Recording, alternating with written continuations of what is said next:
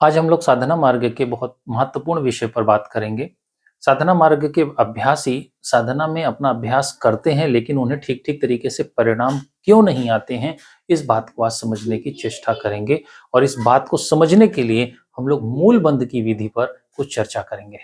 मेरा नाम आशीष योगी है, मैं योग विद्या का आचार्य हूँ और मैं पिछले लगभग 20 वर्षों से साधना मार्ग पर काम कर रहा हूँ। हमारे बहुत सारे साधक अपने जीवन में बहुत सारी साधना युतियों पर अभ्यास करने के बाद जब हमारे साथ जुड़े तो उनको पता चला कि कहाँ-कहाँ पर वो भूल कर रहे थे। साधना मार्ग में हम लोग सामान्य रूप से किसी न किसी मंत्र के साथ जुड़ जाते हैं या हम लोग किसी न किसी ध्यान विधि के साथ जुड़ जाते हैं।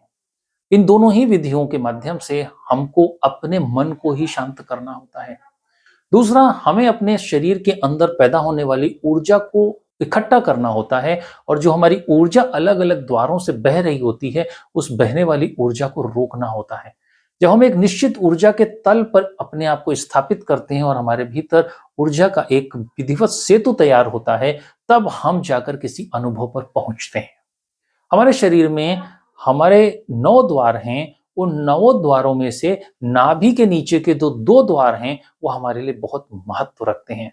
हम नाभि के नीचे 2 द्वारों को बहुत अच्छे से जानते हैं। एक द्वार से हम मूत्र त्याग करते हैं और एक द्वार से हम मल त्याग करते हैं।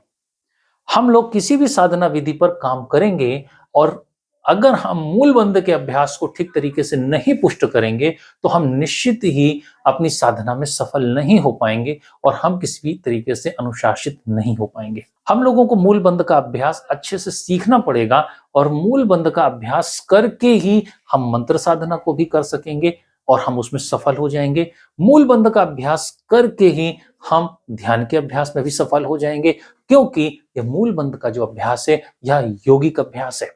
हमारे शरीर में जो नीचे के 2 द्वार हैं, इनसे ऊर्जा का लगातार क्षरण होता रहता है और हर व्यक्ति की वासना यहीं पर एकत्रित होती है।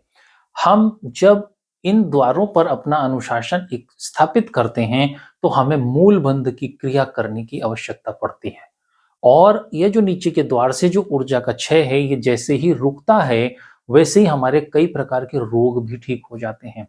हमारे शरीर में बहुत सारे रोग इस कारण से हो जाते हैं कि या इन दोनों द्वारों से लगातार हम ऊर्जा का क्षरण करते रहते हैं और हमारी ऊर्जा अधोगामी हो जाती है। जब हम मूल बंध का अभ्यास करते हैं, तो नीचे बहने वाली ऊर्जा ऊपर की दिशा में गति करती है और ऊपर की दिशा में जब ये गति करती है, तो ये हमारे सुषुम्ना के रास्ते को खोल देती है और हमारी सुषुम्ना में कुछ संवेदनाएं और स्पंदन पैदा करती है और इससे हम ऊर्जा का ऊर्ध्वगमन बोलते हैं।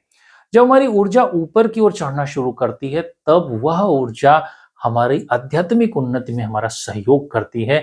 यह ऊर्जा ऊपर चढ़ने पर हमारे ब्रह्मचर्य की भी सुरक्षा करती है। यह ऊर्जा जब ऊपर चढ़ती है, तो हमारे भीतर हमारे ओज को भी बढ़ाती है। इस ऊर्जा को संरक्षित किए बिना या इसका एक सेतु बनाए बिना हम किसी भी साधना में सफल नहीं हो पाएंगे, क्योंकि बिना ऊर्जा के हम ऊर्जा को जानेंगे कैसे?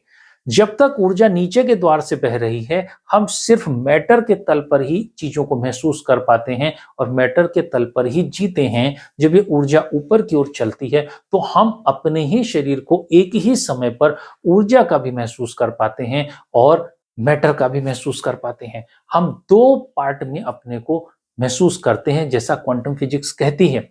और यह स्थिति को समझे बिना हम किसी बड़ी उपलब्धि तक नहीं पहुंच पाते, क्योंकि जब हम मंत्र जाप करते हैं, तो मंत्र जाप का संबंध हमारे ऊर्जा के शरीर से है, हमारे ध्यान का संबंध हमारे ऊर्जा के शरीर से है और ऊर्जा हमारे जो स्थूल शरीर है, इसके माध्यम से हमें ऊर्जा के शरीर पर पहुंचना होगा। तो हमें ऊर्जा के शरीर और स्थूल शरीर दोनों की बराबर से अनुभूति कैसे हो, उसमें यह मूलबंध का अभ्यास बहुत हमें सहयोगी होता है। मूलबंध का अभ्यास करने से हमारे मलमूत्र के द्वार से जुड़े हुए बहुत सारे रोग जो हैं, एक उम्र के अनुसार हमारे जीवन में प्रवेश कर जाते हैं, वह भी हमको नहीं सताते और हम स्वस्थ रह पाते हैं।